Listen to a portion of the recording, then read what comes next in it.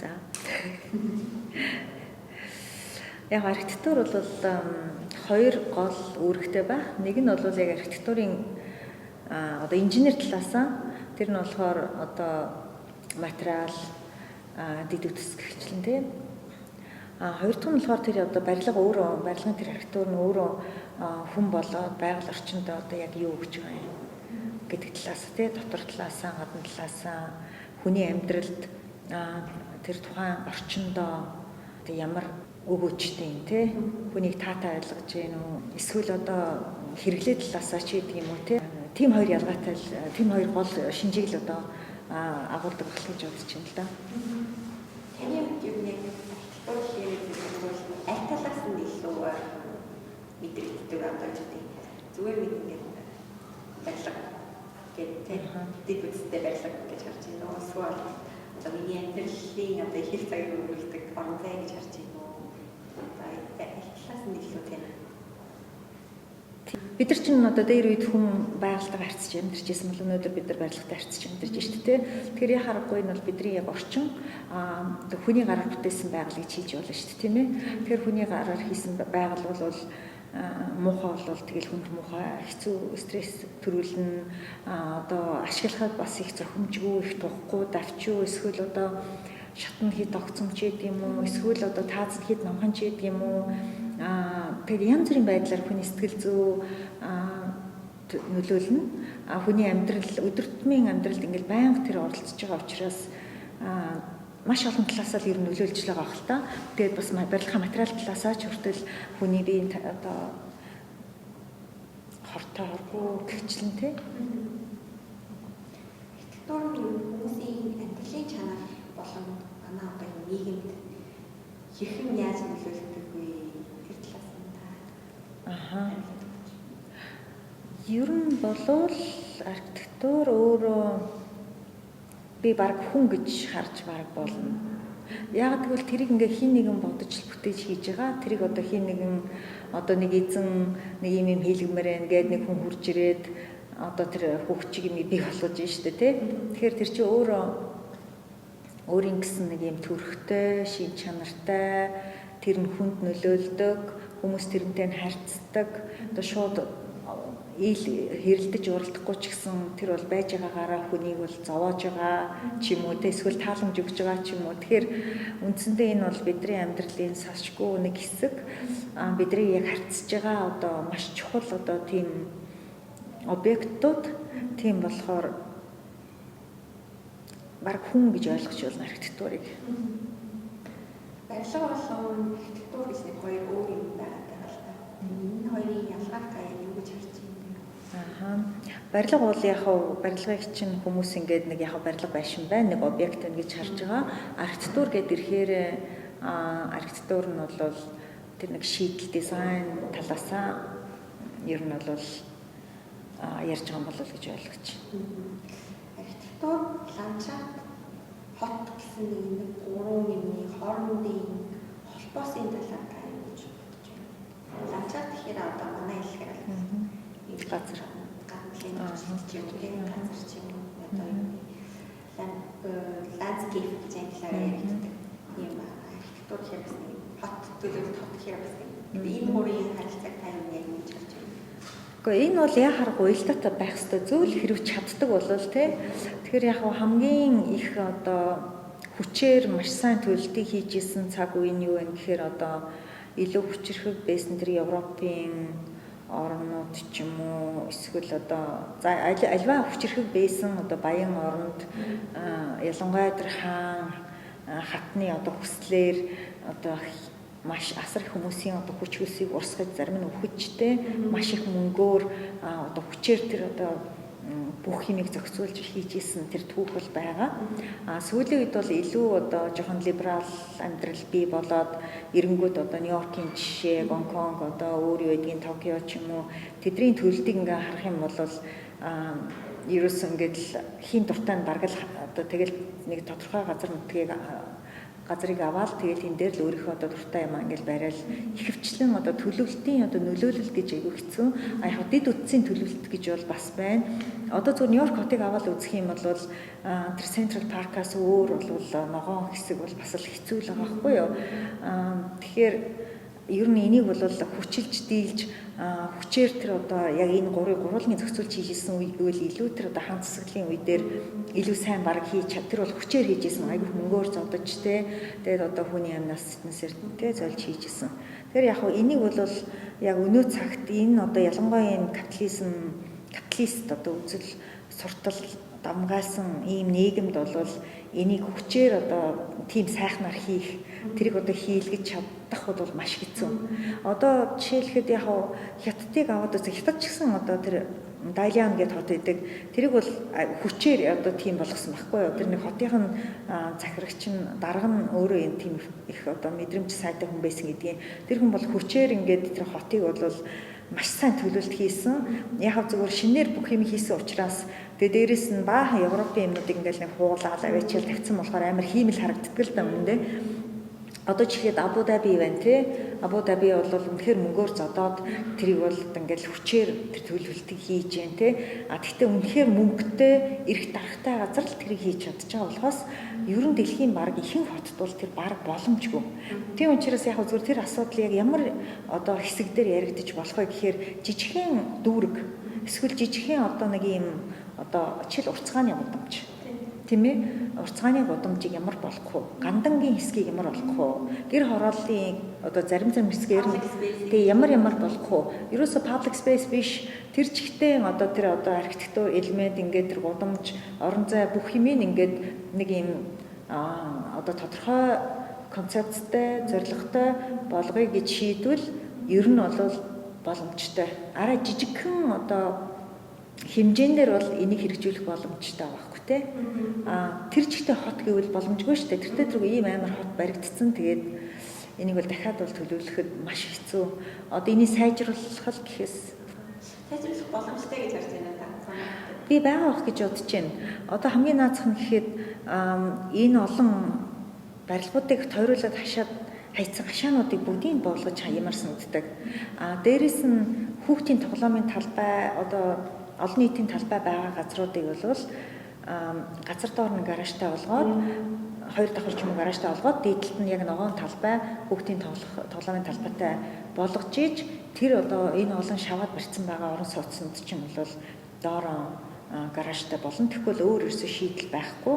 Эсвэл яг мэдээж хэрэг машины ашиглалтын төлбөрийг маш өндөр болгоод өгчих юм бол хүн болгон хэрэгжилж чадхаа болоод нийтийн тээврээр ашигладаг болдог. Нэг бол нэг иймэрхүү нэг бол ийм эсвэл холимог тийм шийдлүүд байх ах гэж бодож байна. Тэгээ хотын дахин төлөвлөлт гэж бол зүгээр дид үтцийг сайжруулах тэр одоо замын төвжрээг сайжруулах сайн хэлсэн шиг одоо тэр гадаа талбайг илүү үр ашигтайгаар ашиглах тэгээ ногоон байгууламжуудыг нэмэх бол боломж байгаа шүү дээ. Одоо жишээлхэд нөгөө нэг одоо том хотуудад бүр дээшгээ байшингууд дээр одоо манайхан бол Гонконг агиух одоо Гонконг жишээлхэд тэр нөгөө Гонконг ч ингээд уртлын хэсэг нь ингээд хот руу ингээд дээшгээ биш уул руу ингээд дээшээ өсөөд ингээд явцсан мэт ч тэнгүүд байшингуудын ингээд аюу өндөр байшин наанаас нь ингээд хараад тэгээ тэрүүгээр лифтээр ингээд гартал давлаан давхарт гарангууд бараг цаатал мараг уултайгаа бараг ингээд үргэлжилж идэх ч юм уу тиймэрхүү дэс байшингууд байдаг. Тэнгүүд тэнд нь ингээд бүр 7 дахь давхар дээр тийм ногоон байгууламж явагддаг байхгүй юу? Тэгэхээр нэг бол ингээд тэр үргэлжилсэн уултайгаа үргэлжлүүлсэн эсвэл одоо яг тэр балкон шиг одоо хэсэг дээрээ том террасууд дээрээ ногоон байгууламжуудыг шийдсэн тохиолдол маш их байгаа. Тэгэхээр тиймэрхүү шийдлүүд бас байх боломжтой. Тэр ногоон байгууламжууд ер нь хүмүүст юм уу эсвэл хотод байснаар ямар архив мөрөштэй юм бэ? Ямар сэлэг question асуух юм. Чи тэ хүчил төрөх юм байгаа зү. Хүчил төрөгч юм гэж ярьсан юм. Наад чи яг зүгээр хотод чинь хотын хамгийн чухал ер нь л хүн амьдрахад хамгийн чухал юм агаар ус хоол гурал эцтэй. Агаар ус хоол гурал байж ивэл амьд байж юм өстэй ер нь бол тий. За яг мэдээж дулаан хувцас нэг юм урамж бол тодорхой хэмжээр хэрэгтэй. Зүгээр амьд байх хамгийн анхны хамгийн гол гурван юм бол ерөөсөө л агаар ус хоол гурал нь шүү дээ тийм үү. Энэ байхгүй бол тэгэл хүн өхөн шүү дээ тий. Тэгэхээр хотод бол энэ гурвыг бол маш сайн бодолцох хэрэгтэй байна. Манайд тэр он байгууламжуудыг даадаа гэж ярьж байгаа юм. Тэр чинь бол хүчил төрөгчтэй тий. Тий. Хотын архитектур гэж юу байж болох вэ? Хотын архитектур гэж ерөөсөө энэ бол нэг ийм урлаг дээр төрслөг урлаг дээр нэг ийм би лекц харж ирсэн сонсч ирсэн байхгүй юу? Politics of space гэж. Одоо орон зайг, альва орон зайг яг юу болгож хувирах вэ гэдгийг одоо тийм улс төрийн аргаар шийдэж байгаа байхгүй юу? Хотын архитектур бол ерөөсөө одоо хувьцыг нь бол одоо ингээл 90-ад онд шийдчихлээ шүү дээ. 90-ад он 2000-ад оны ихэнх үеэр ерөөхдөө нь бол Улаанбаатарын хувьцыг бол үндсэндээ бол шийдчихлээ шүү дээ тий. Тэгэхээр яг Улаанбаатар хот бол үндсэндээ яг 90-ад оны сүүлийн үе 2000-ад онд ер нь амьдарч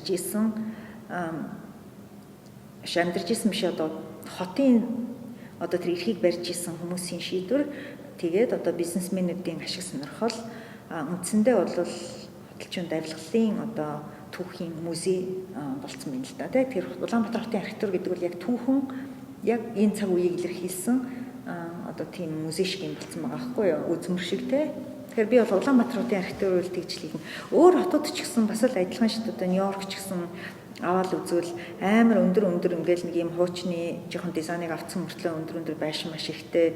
Тэгээ тэр яагаад баригдчихсан гэвэл тэр Нью-Йоркт маш олон хүн хурж ирээл амьдрахад нөгөө залуучууд ганц би хүмүүс амьдрахын тулд жоохон өрөөтэй тийм барилгууд маш ихээр барьж исэн. Тухайд тэгэл тэр чинь одоо хүртэл ингээл хадгалагтаал нэг тийм хороол болоод үүссэн. Тэгэл эцэстээ тэр нөгөө түүхэн цаг үеийг ингээл тэр барилгууд чинь яг ярьж идэг тийм Буэнос Айресыг ингээл аваад үзэхэд нэх гоё одоо нөгөө Парис шиг ингээл их гоё хот ихлэ төлөвлөсөн байжсан. Гинт 67 оны үед амар нөгөө авилгалд автангууд хамаа намаагүй бүх газар аваачаад зараал тэгэл бүр амар гоё юм архитектурын байшингийн шийдлийн голд нь аваачаад нэг юм амар муухай байшин аваачаад чихээд ингээ хийцэн.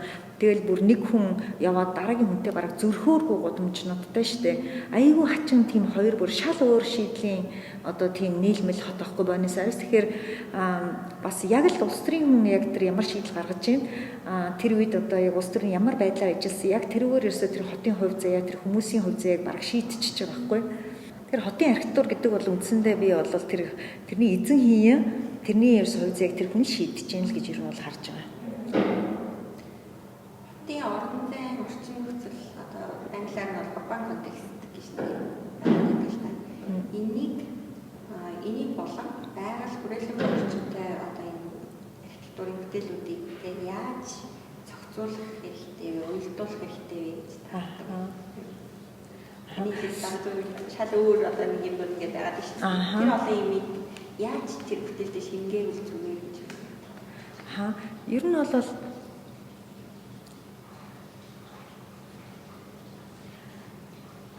одоо альва оршин тогтнож байгаа хүн болоод байгаль ч юм уу одоо юм болгоно гэсэн өөрийн гэсэн үнцэнтэй л байгаа шүү дээ тий. Тэгэхээр одоо тэртээ хөдөлшгүй ямар нэгэн одоо зөвлөл ингээ байж хахад тэрний одоо давуу талыг нь олж хараад яаж тэрийг одоо илүү сонирхолтой болгож одоо гаргаж ирч чадах вэ гэдэг бол яг жинхэнэ одоо дизайнер хүний одоо авиасыг шаардсан зөвлөл гэж бодож байна л да. За бүр хамгийн энгийн жишээг харуул одоо жишээлбэл цэцэрлэг төрөлнгийн дээдл парк view гэдэг одоо бахан апартмент гараад ирсэн шүү дээ. Тэр үнэхээр ингээд холыг хардаг, богд уул руу шууд хардаг.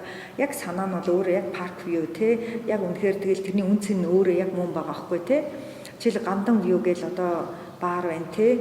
Жишээлхэд тэр бол гандан шиг нөгөө амар том одоо өндөр хашаатай те. Яг гандангийн төрхийг ингээд тэр чинь үнэхээр тийм түүхэн газар те. Тэр түүхэн газрыг нь үнэхээр ингээ хайлайт хийж тэр чинь өөрөө тэр давуу тал дээр нь ажиллаж байгаа байхгүй тий. Тэгсэн мөртлөө бүр их орчин үеийн хүмүүс тэр түүхээс одоо сэтэл авч тэрийг бас ингээд даваа талыг харж их сонирхолтой болох боломжтой. Тэ ийм хуучин орчин үеийн хосолсон тийм сонирхолтой объект болох боломжтой гээл одоочлан манай Улаанбаатарт одоо Чикаго ч гэдэг юм уу юм бол нэр үнэхээр хавцалтай хүчтэй Лас Вегас ч гэдэг юм уу ч одоо юм уу Лас Вегас энэ Улаанбаатар тийм үстэй бид нар өөрсдөө голоод байдаг бид нар яг мэдээжийн хэрэг бид нар тэр барууны Европын одоо хотжилт соёл тэр дүрслэл урлаг шиг тийм замналаар бол бид нар явж ирээгүй.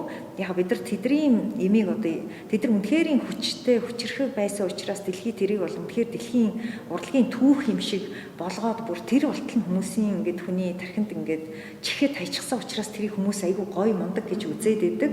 Тэгтэл тэрнээс өөр шийдлүүд өчнөө оронд янз бүрийн гоё шийдлүүд байсаар тэрийг л ерөөсөн хамгийн мундаг гэж бодоод нөгөө хатан хаан нөгөө сиси хатан матан юу ингээд нэг тийм кино үзэл ингээд хүмүүс одоо тий энэ бол ерөөсөө л хамаг одоо хүн төрөлхтний дээд шийдэл гэдэг имийг ерөөсөн урлагийн одоо дээд юм гэж ингээд ойлгоцсон. Би бол тэрийг шал буруу гэж боддог юм. Тэгэхээр яагаад одоо жишээлхэд энэ жилийн өнгөрсөн жилийн Венецийн биеналд орж байгаа тэр Мартин Пуэр гэдэг нэг Америкийн уран бүтээлч орж байгаа байхгүй юу. Тэр хүний бүтээлүүд тэр чигтээ манай номадик шийдлүүд ерөөсөө ашиглаж байгаа материал, хэлбэр, бүх юм тэр ямар хүчтэй уран бүтээлч. Одоо Америкт ямар нэртэй, ямар нөлөөтэй хүн. Тэгтэл тэр хүн яг манай одоо нүүдлийн ахуй ерөөсөө тэр философи, тэр одоо материал, хэлбэр дүрсийг бол цэвэр тэр хүн ерөөсөө ашигласан байгаа. Гэхдээ Монголынх гэж бодоогүй ч хийж магадгүй л дээ. Зөвхөн яг тэр бол тэр чигтээ явж байгаа байхгүй юу. Тэгэхээр одоо зүгээр Камбож жишээлхэд явж хахад Камбожийн тэр маш гоё сүм байна. Тэ Азийн тэр гоё сүмд байна. Японы тэр одоо янз бүрийн барилга, хуучны тэр шийдлүүд гэрчлэн ер нь бол өөр шийдлүүд бол зөндөө. Их сонио одоо манай монголчууд ингээл шаал гадаадын нэр өгөөл ямар вилла юу ч ингээл нэг юм яриад байдаг байхгүй. Тэрний оронд жишээл за бүгдийн ямар нэг аманд ийг аваад үзье заяа. Тэнд заавал нэг түүх байгаа. Маш сонирхолтой тэнд ингээд нэг юм түүх одоо гол горигч байт юм эсвэл дондог дулан манай хатан матан тэнд очиж исэн ч юм уу эсвэл юу ч байдгийг эсвэл тэнд нэг юм айл амьдэрсэн тэр хүн нь өөрөө ямар хүн байсан ч гэдэг юм уу заавал одоо ямарваа нэгэн газар нутаг тэр өөрийн гэсэн түүхтэй байна. Тэрийг ингээд ийм одоо жишээлхэд тодруулж ирсэн тэгснээ тэр байгальд нь сууж өгсөн шийдлүүд бол ингээд зөндөө гарч ирэх боломжтой. Жишээлхэд барилгын одоо жишээлхэд хэлбэрийг аваад үзэхэд тэр байгальдаа сууж өгсөн. Тэр байгалийн яг нэг элемент юм шиг харагдхуйцаар хийж болно. Дээрээс нь дотор нь байгаа өнгийг ингэ сонголт хий гэж үү. Сонголт хийхдээ чилээ тэр байгалийн одоо тогтоц дотор байгаа өнгөнүүдийн фотог ингэ очиод аваад харж хаад орсон бүх үндсэн одоо тэр өнгөнүүдийг харж байгаа одоо бор саарл одоо байгаль чи өөр амар ухаантай шүү дээ. Бүх тэр өнгөнүүдийг тэр өнгөнийхөө палетын сонголт өгдөө шүү дээ. Тэр сонголтын жишээлээд ингээ авах юм бол тэр өөрөө ингээд нэг юм цул байгалийн хэсэг юм шиг тийм сэтгэл төрүүлэх байхгүй тий. Тэгэхээр ерөөсөн гаднаасаа ч зовлонтой биш, дотроосоо ч зовлонтой биш. Тэртээ тэргүй бид нар байгальдаа дуртай тий.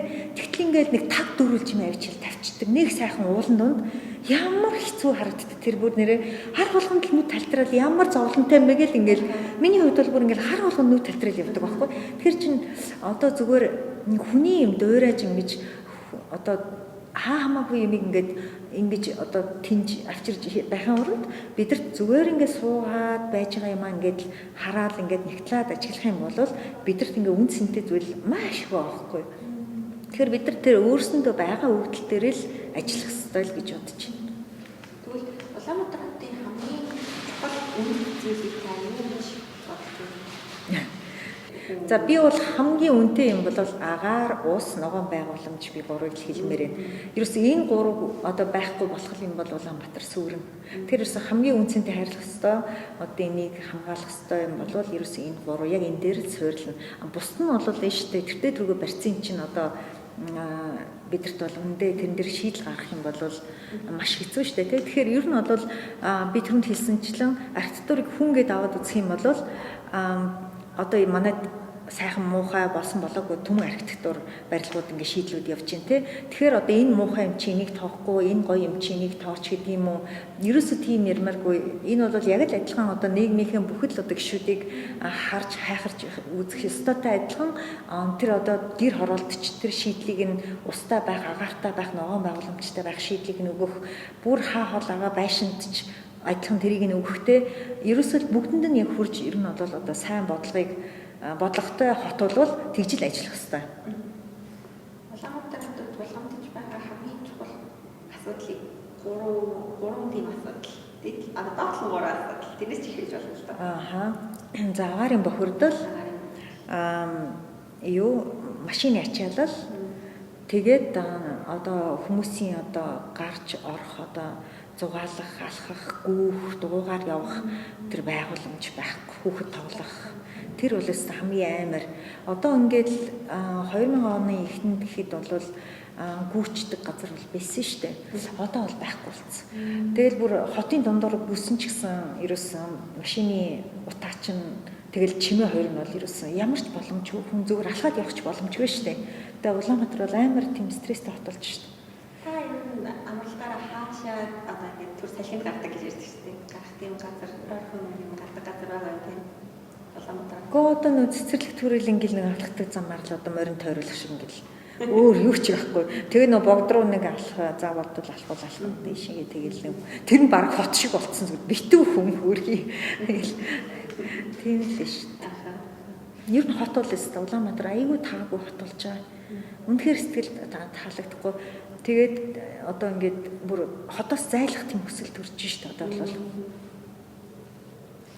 Манай Улаанбаатарт орчин цагийн нүүдэлчдийн хот гэдэгтээ та санал нийлгүй. Нүүдлийн соёл манай хотод ямар нөлөө үзүүлээд байна вэ? Онцлог нь та юу гэж харж байна? Гэр үү? Гэрээ авчираа барьсан. За яг ер нь бол яг мэдээж нэгдүгээр нүүдэлчдийн хот гэдгээр бол одоо гэрийг харж болно. Гэрээ авчираа бүгдээрээ нүгэд хуржирээ сууцгаацсан тийм ээ. Тойроод дөөрн болсон. Хоёрдугаарт бол яг хүмүүсийн хандлагаас нь харж болно. Нэгдүгээрт бол монголчуудад тэр барилга байшинг одоо бариад хадгалаад хэдэн зуун жилээр нь хадгалаад ер нь юмыг ингэж хадгалж хуримтлуулах, барих, байгуулах тийм соёл одоо маш хязгаарлагдсан байсан учраас ер нь барилга байшингаа бол дор нураачин нэг тэр үнцнийг одоо мөнгө талаас нь л харддаг юм уу хэвээр бол тэр түүхэн талаас нь ч юм уу нэг харах болох шиг санагдтыг. Тэгэхээр ер нь бол нэг тийм хайн хандаад ах шиг санагдтыг ер нь хотынхоо одоо яг бид нар чинь суралцаагүй ийм хотын соёл суралцаагүй учраас тэр харагдаад нүүдлийн соёл яг архитектурт яаж нөлөөж болох вэ гэх юм бол би бол маш их шийдлүүд байгаа. Би бүр дэлхийд даяараач хүмүүс энэ санааг бол авах боломжтой. Тийм шийдлийг бол яг манай нүүдлийн соёл тэр философи болов өгч чадна гэж бодож байгаа байхгүй юу? Хамгийн наазах нь гэхэд хүн амьдрахад бол маш энгийн байгууллага одоо байгальдаа ээлтэй тийм одоо тийм амар хүнд үнэтэй цэнтэй юм бас хэрэгтэйгүй юу те одоо нүүдлийн соёл чинь маш бага юм хэрэгэлдэг байсан. Дээрээс нь хүний биед байгальдаа ээлтэй материалыг ашигладаг байсан. Монгол гэрийг аваад үзэх юм бол материал нь бүгд одоо хүний биед сайн, байгалийн гаралтай, байгальдаа ээлтэй, хүнд ээлтэй хэлбэрийг нь аваад үзэх юм бол маш байгаллаг гэрийг ингээл ерөөсөн харахад бол бид нар чинь гэр ингээл яг л байгалийн нэг хэсэг яг ингээл бүр холоос харуул зүгээр мөөг ингээл байж байгаа юм шиг харагддаг шүү дээ тий. Тэгэхээр энэ өөрөө нэг юм байгальтаа маш гоё ингээд сууж зогсож өгсөн тийм шийдэл шүү дээ. Тэгэхээр яг заавал гэр барь гэхгүй ч гэсэн тэр нөгөө хэлбэрийн шийдэл хүртэл өөрөө одоо хүнд өөртөө маш таатай байхгүй дотор нь ч ээжхтэй гадаанаас ч харахад хүний сэтгэл зүйд маш таатай байхгүй тий. Тэгээд агарын тэр нөгөө нэг солилцоон хүртэл гэрийн солилцоо маш сайн гэдэг юм лээ шүү дээ. Тэр чинь нөгөө нэг одоо дээрээсээ тэгээд нэг ийм одоо хэлбэр нь ингээд агаар ингээд орж ирэхэд ерөөсө саадгүй орж ирдэг. Салхи хаанаас ч исэн ингээд орж ирэх боломжтой цонхны тэр нөгөө байршил нь тэгэнгүүтээ ингээд гэр ингээд эргээд ингээд цикл нь ингээд их зөв гэдэг юм элэ шүү дээ. Агаарын солилцоо маш сайн явагддаг гэд. Тэгээ нар бол ерөөсөн баг бүтэн өдөржингөө харах боломжтой ч гэдэг юм уу. Тэр шийдлүүдийг бол барилга дээр бол архитектурын хувьд авах боломжтой байхгүй тий. Одоо минимал гэдэг имийг одоо байнга ярьж байгаа шүү дээ. Манайд одоо сүүлийн их ярьж байгаа одоо барууны орнууд бол хичнээн 10 жилийн өмнөөс ахуулаад яриад эхэлсэн. Тэнд бол яг үндсэндээ яг ижлэхэн санаанууд бол явж байгаа шүү дээ тий. Тэгэхээр бид нар бол эндээс авах юм маш их байгаа. Тэр гадны заавал имийг дөөрийнх бол нэг тийм амар үнцэнтэй эсхийг бол би мэдэхгүй л байна. Түүхэнд Монгол архитектур гэж байсан болов байсан гэж бодож байна уу? Хэрэг байсан бол ямар хэв шинжтэйгээр тэр нь одоо ингээд онцлогуд нь гарч ирсэн бэ? Агуулга гэдэг юм уу те? Одоо хэлбэр нь юм уу? Эсвэл өнгө бодог юм уу? Загварын хөдөл гэдэг юм, орон зай бүтцээ гэдэг ч юм уу? Яа манай Монголд одоо байсан архитектур гэвэл одоо хамгийн дээрх нь одоо гэр бах. Хоёрдугаарт одоо сүм хийд дараа нь баригдчихсан тэр бол гадны соёл шашин Монголд орж ирж тэгээ тэдний соёлыг дагж ирсэн барилга байгууламж өнгө хийц бол орж ирсэн. Яг монголчуулсан юм бол байдаг бах. Тэгээд бас нэг юм хотчоод ирэнгүүт хашаа гэж нэг юм одоо манайх чинь хашаа гэж одоо хаач явахгүй юм хашааны соёл шүү дээ тий. Одоо гэр хорооллын хашаа гэдэг энэ бас нэг юм сонин соёл шал хаач явахгүй тийм соёл гараад ирсэн. Яг тийм хашаатай газар зөндөлээд өгөх тийм гудмаараа ингээд хашаалцсан юм би бараг л сайн мэдгүй. Тэр Аргентины бүр хойд хэсэг тэр Саалта гэдэг хотоос хойшоогоо Аргентины уугуул иргэдийн чинь ерөнхийд нь бол хятад хайцсан шүү дээ. Европчууд баг үндсэнд нь тэр чигт ядч хаяад маш цөөх үлдсэн хүнээ хөөрхий хүмүүсээ тэр нэг маш үржил шингөө Аргентины хойд хэсэг рүү хөөгд гаргасан байдгийг. Тэгэд яг тэрүүгээр би нэг машинаар явж үзсэн. Нөлөөс ингээд Саалтаар явж явахдаа ингээ харсан чинь манай хөдөө сум шиг юм билээ нэг тийм хашаануудтай тэгээд нэг юм байшингуудтай тэгээд ер нь яг л манай сумын хөвгтүүд чих хөл мэцгэн янз бүрийн хөвгтүүд гадаанаа тоглоод нэг тийм хашаарахгүй юм харсан. Сутаар бол манай Монголын шиг юм модон хашаатай юм урт гудамжтай газар ер нь л би хараагүй шүү юм модон хашаа. Тэгээд энэ бол бас нэг их сонин бас энийг давуу тал болгоод би тэр гандан үе дээр тэр гадна талын тэр ашиг хийсэн ба надад аюу таалагдсан байхгүй. Энэ өөр аюу сонин шийдэл болгоо бидрийг давуу тал болгож бид нар харах бас боломжтой. Ер нь бол энэ бидний энэ ой тоонд үлдсэн аюу сонин шийдэл модон. Тэр яг зүгээр би байхгүй байсан биш байсан. Тэгтээ хязгаарлагдмал шийдлүүд байсан. Тэгтээ би бол ялангуяа гэрийн хувьд тухайд бол яг түрүүч ярьсан шиг тэр гэрт амьдарч исэн тэр хүмүүсийн амьдралын хэв маяг болвол аврагчтай маш ихтэй. Тэр энэ бол хязгааргүй задалж маш их юмд биш те энийг ашиглах боломжтой гэж бодож байна.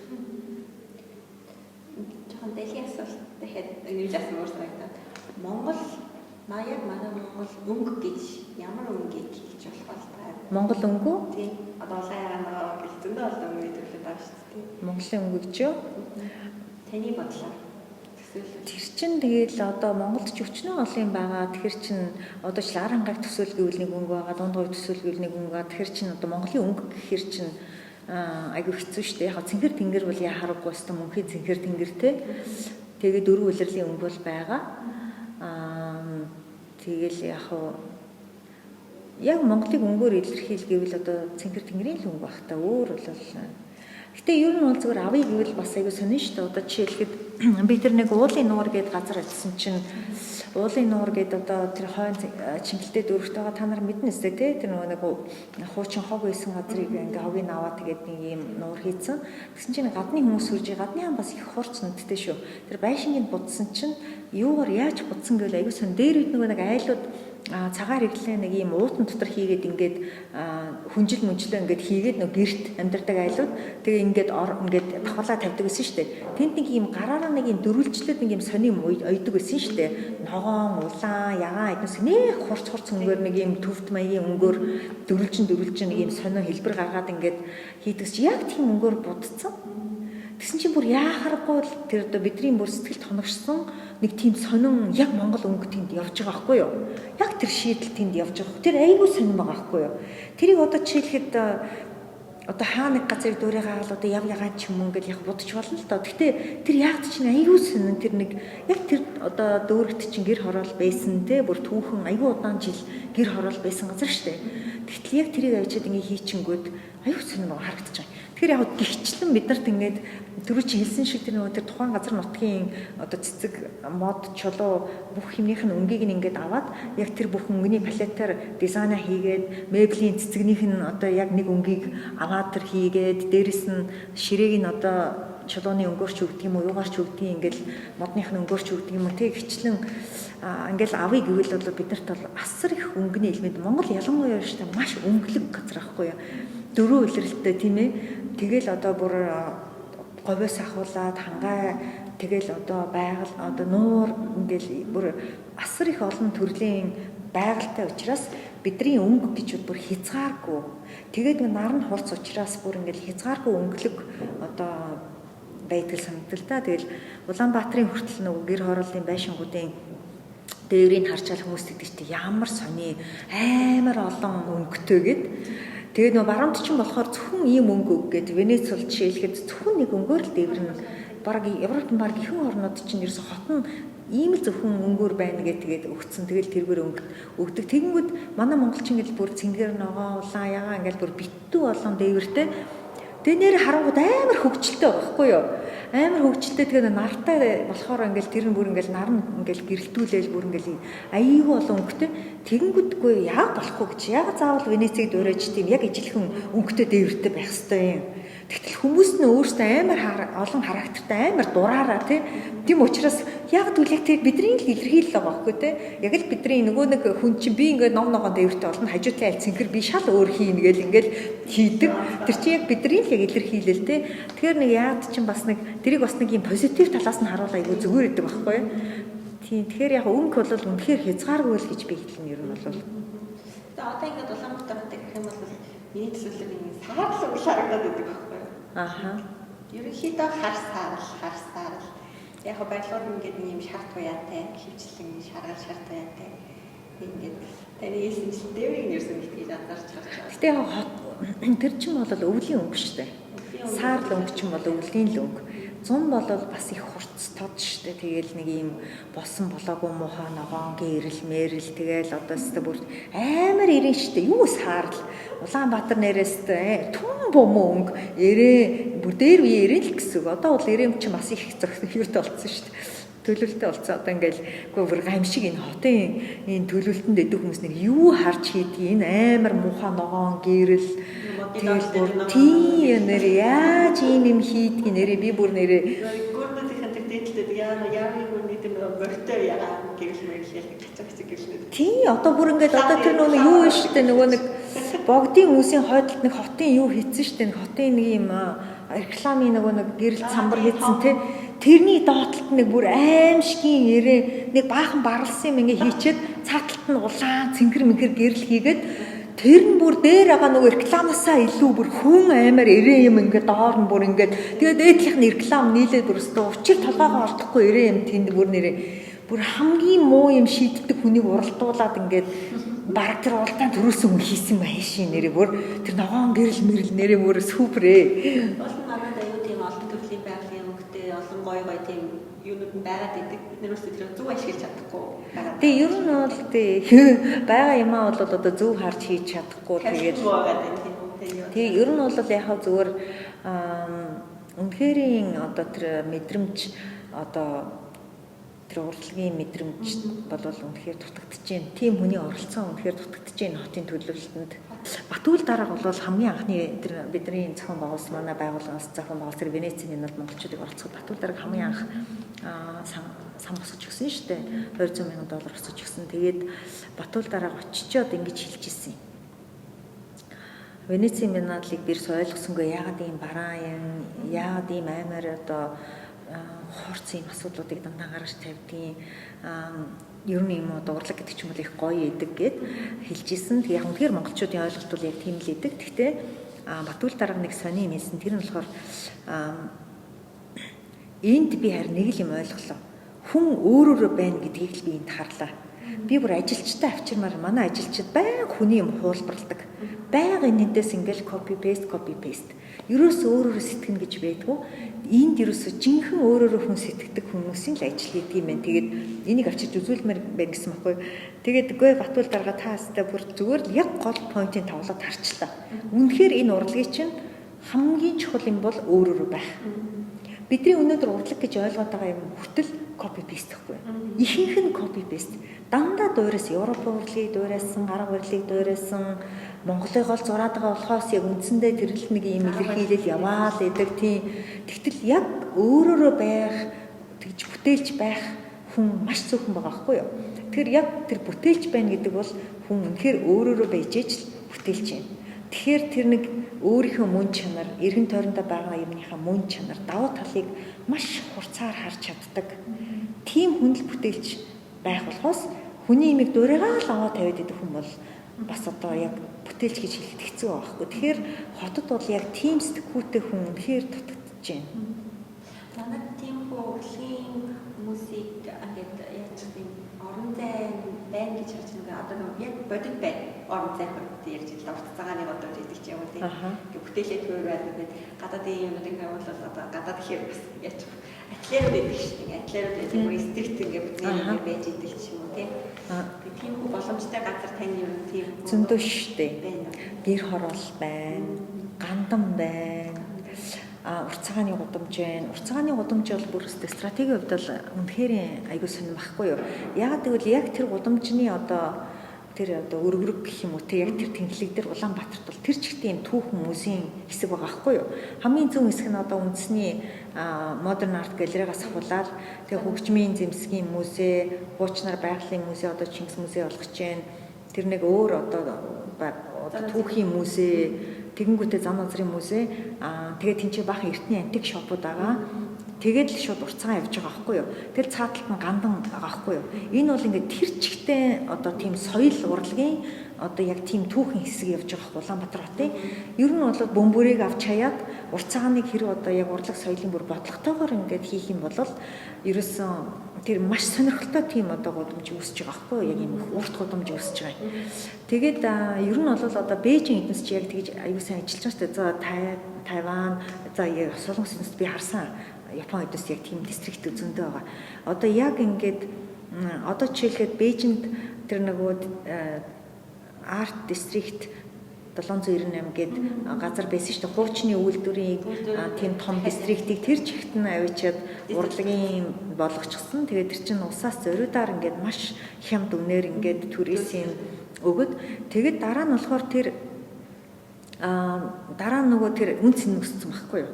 Урлаг байгаа газар болгон үнц нь маш өсдөг. Тэгэл үнц нь амар өсөд ирэнгүүт баахан баар маар сав тэгэл нөгөө кофе шоп мод гэл баахан газрууд ирээл тэгэл нөгөө тэр үнц нь амар өсөөл ирээл тэгэл баахан амтд тэнцээ ингээл нөгөө шамбаарлангууд нөгөө уран бүтээлч үргэд яваад өгч байхгүй юу? Үргэд өөр газар л яваад өгч. Яг бол тэр ингээл битүүл нэг юм нөгөө нэг бүр анхны нэг тийм интимний нэг юм сонирхолтой байсан одоо юм байхгүй болонгууд ингээ явчихж байгаа. Тэгсэн ч гэсэн тэртээ тэргөө хуучин байснаасаа байтугай хотын бүр шал өөр хэсгүүдээс ч хамаагүй илүү үнцэнтэй, хамаагүй илүү сонирхолтой бүтээлч газар болог үлдчихэж байгаа байхгүй юу? Тэгэнгүүт дараа нь яасан гэхээр яг нөгөө фотон хаусуудын үлдэгдэлтэй тийм газар Бээжин дахиад төлөлт хийж байгаа байхгүй юу? Дахиад төлөлт хийхдээ хит хитэн газар ингээ пойнтлоод ингээд уран бүтээлчдийг оруулчихж байгаа. Үнэгүй аж туристлүүдэд ингээ оруулангуудаа тэд ресторануудыг, бааруудыг өөрж байгаа байхгүй. За та нарт эхний нэг жилд туристийн чинь бүр ийм доор байлгана. Энд ингээ хүмүүс ирээд хүмүүс ингээд бүр бусаад дахиад хүмүүс ингээ нүгэд иртэл та нарыг бол ингээ амьдруулах тийм одоо боломжтой үнийг та нарт ингээд өгнөө гэд тэр газруудыг улс нь ингээ худалдаж аваад тэгээд бас тэндээ ингээд нөгөө ганц нөгөө бүр түүхэн одоо тэр Пудон хаустай ч юм уу тэр ганцнууд нэг байж байгаа байхгүй тий. Яг л тэр тэдний соёл шүү дээ тий. Яг тэр соёлоо ингээд яг одоо хатгалаад тэгээ хийж байгаа байхгүй тий. Чигэд Гуанжу гэдэг одоо Солонгосын одоо тэдний арчлалын бэлэгдэл гэдэг тэр нөгөө нэг баахан арчлалын одоо бослого хийсэн оюутнууд алуулсан хот шүү дээ тий. Тэнд чинь одоо Asia Culture Center гэдэг нэг газар идэг. Тэнд бол ингээд жишээлхэд хаа дээвийнх нь ингээл нэг юм принт хэвлэх үйлдвэр, гуанцнууд ингээл эмээ өвөөгийн одоо нэг загас шаарддаг газар мазар гэж бүр битүү тийм газар гинтхэн ингээд газар дор цөмлөөд тэр төв бийждэг байхгүй юу? Тэгэл хэрэг ингээл тийм бүр дээрийн тийм сонин дистрикт дотор ингээл явж ийтал гинтхэн ингээл нэг юм амар орчин үеийн шулан ингээд үргэлжин ингээд нэг юм сонин жижигхэн байгууламж харагдал тэг харангуй тэр нөө лифтер ингээ бунгад давхар нь нөгөө дандаа би нэгээс ингээ би 7 хүртэл доош руу явдаг.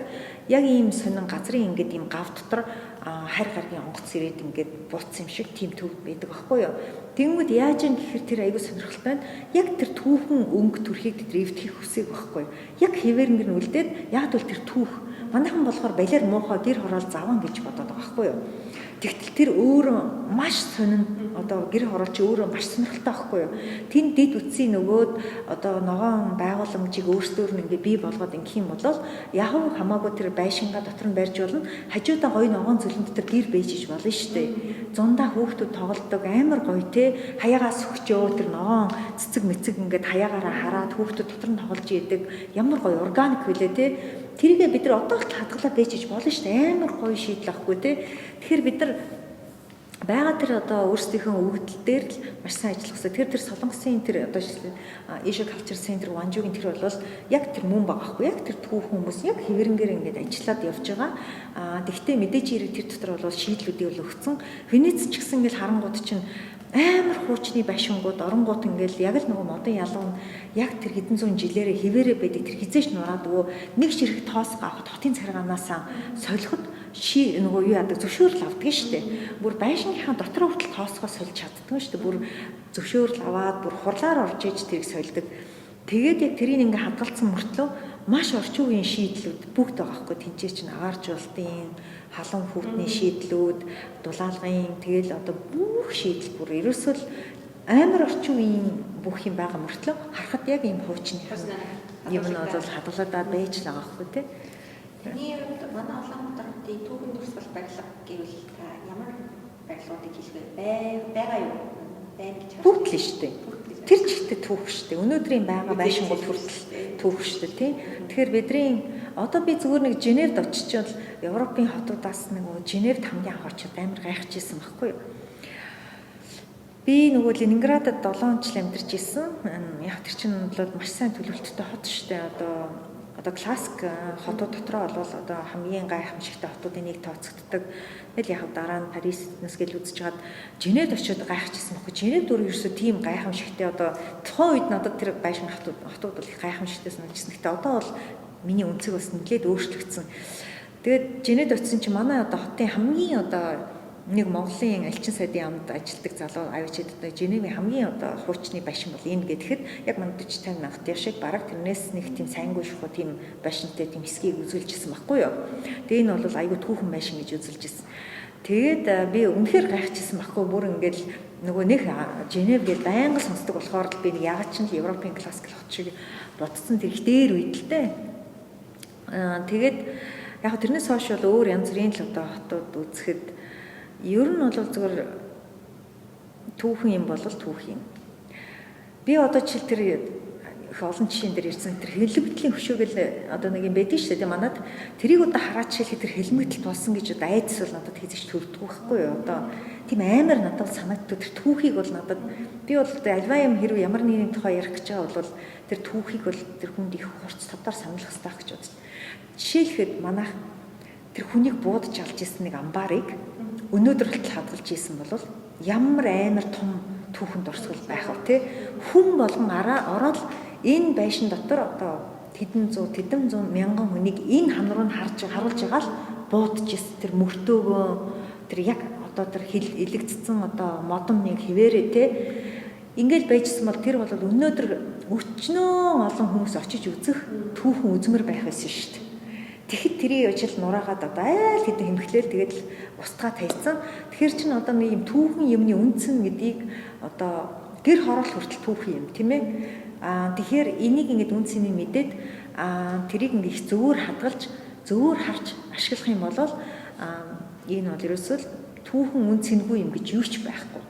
Тэгэхээр яг тэрэнд бид нар яг ямар шийдлийг оруулах вэ гэхээр дэд үтсийг оруулж хэрэгтэй. Тэр ногоон байгууламж, хүнд таатай янз бүрийн юмнууд нь хавь урд нь байх ёстой. Тэрний яг үнцнийг ингээд ашиглах гэдэг нь одоо музейн үзмрээр ашиглах уу, хүн амьдрах уу, эсвэл паркаар ашиглах уу ч гэдэг юм уу, зорилго нь л өөр болохоос ер нь бол бидэрт байгаа бүх юм үнцэнтэй. Манай Монголын тэгвэл одоо орчин үеийн архитектурын онцлогийг нь та юу гэж харж байна те? Тэр одоо манай архитектурт уламжлал нь хадгалагдаж байна. Манай Монгол уламжлал хадгалагдсан гэж харж байна уу? Тасагдчих юм гэж харж байна. Манай Монгол уламжлал гэхээр яг одоо сүм хийдэ бол ихэнх нь устгай эзэн одоо цөөхөн сүм хийд байна. Манай Монголд Чожинлон музей, Богдын музей, Гандан гэдэл одоо маш цөөхөн газар үлдсэн байна. Яг одоо хотын хувьд аваад үзвэл хуучны шавар байшингууд бол одоо бараг байхгүй болоод дууссан. Тэгээд одоо энэ одоо хичнээн газраа зараал одоо дураараа баах юм ингээ барьсан ч гэсэн л одоо манай түүхэн л биш дээ. Одоо тэгээл нэг европчуудыг дуурайхгүй ингээд л одоо дураараа л баах юм барьлаа. Эцэстээ энэ бол ингээл түүх. Бид нар Монгол хүн тухайн эцэд хүн яаж ажиллаж исэн яг л тэрний л одоо толь тусгал учраас би бол энийг заавал устгаал муухай гэж муучлал одоо ингээд ах бас шаардлагатай эсхийг би сайн мэдэхгүй байна. Тэгэхээр орчин үеийн барилга дотор яг би шилэн барилганд бол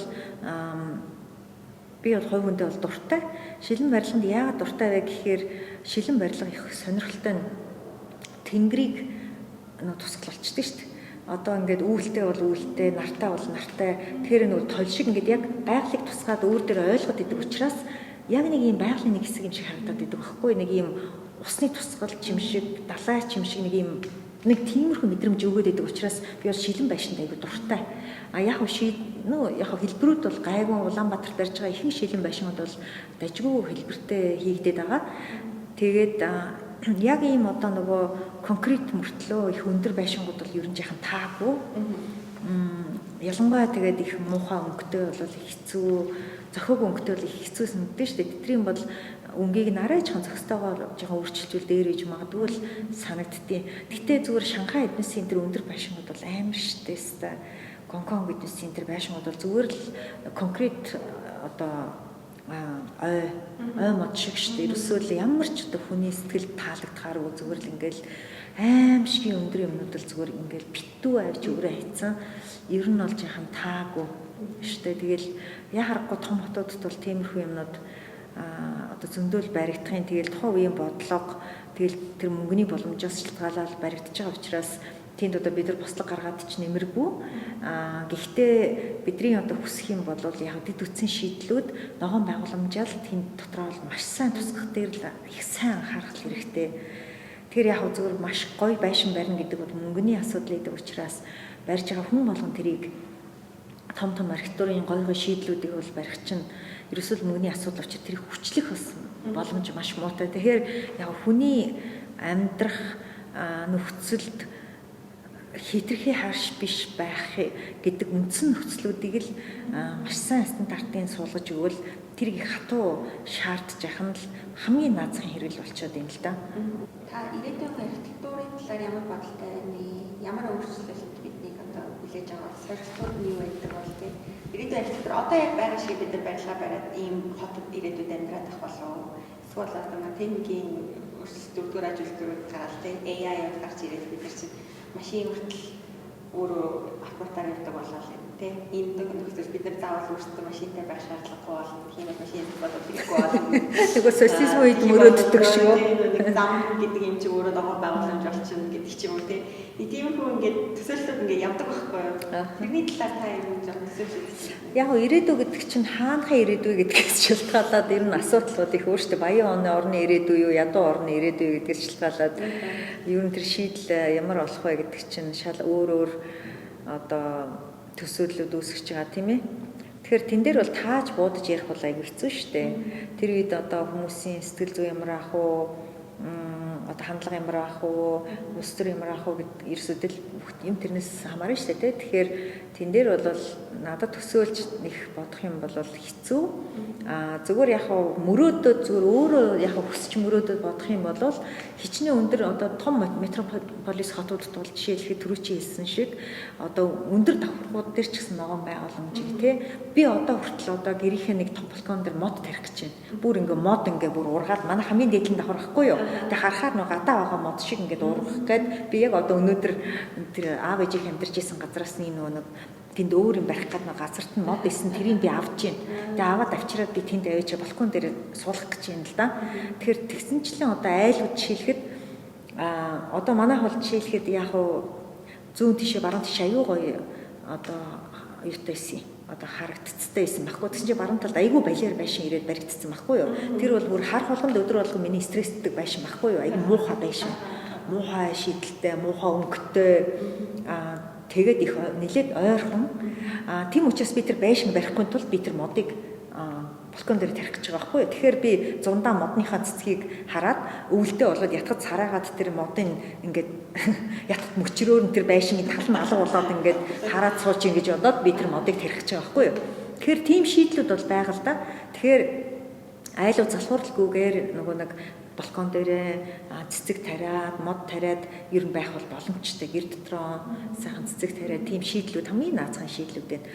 Өөр нэг шийдэл бол их сонирхолтой юм би ярив. Манай хүү 2011-ээс 12 онд илүү 12-ээс 13 онд илүү дайнд амьдарч ирсэн юм.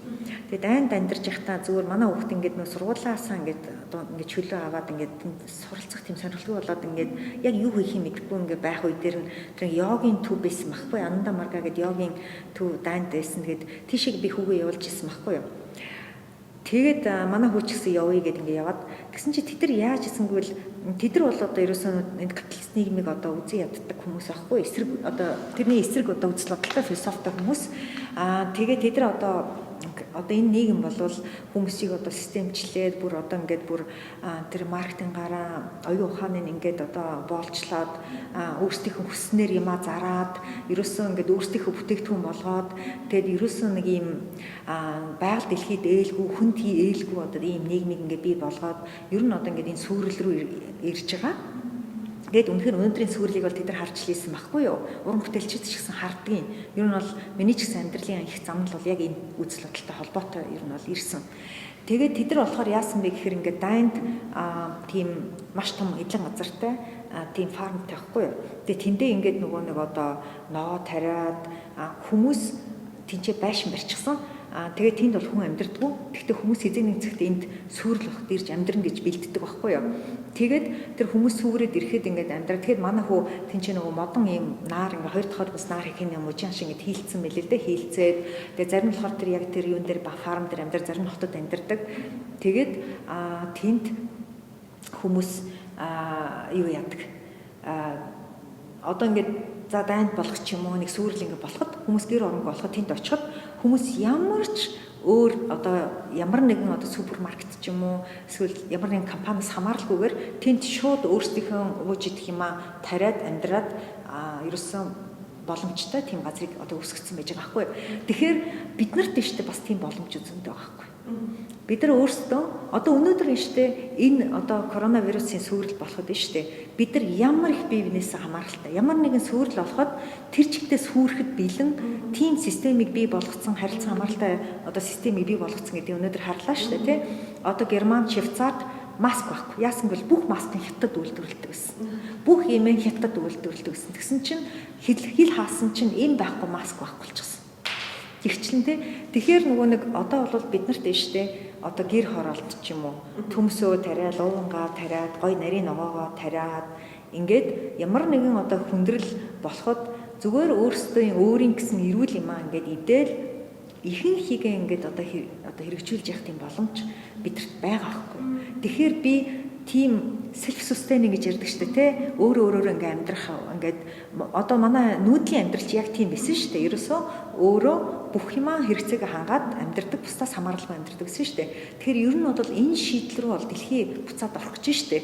Тэр нөгөө нэг тэр йогийн газар бол аль хэдийн тэдрийг бол ойлгоцсон мэдчихсэн учраас тэдний философи нэгээд одоо энийг мэдчихсэн учраас ер нь бол яг тэр амьдралаар амьдардаг энийг бол хүмүүст түгээдэг. Тэд нар бүр яадаг гэж супермаркетын хогийг ухаж иддэг. Европт хүртэл тийм залуучууд байгаа шүү дээ.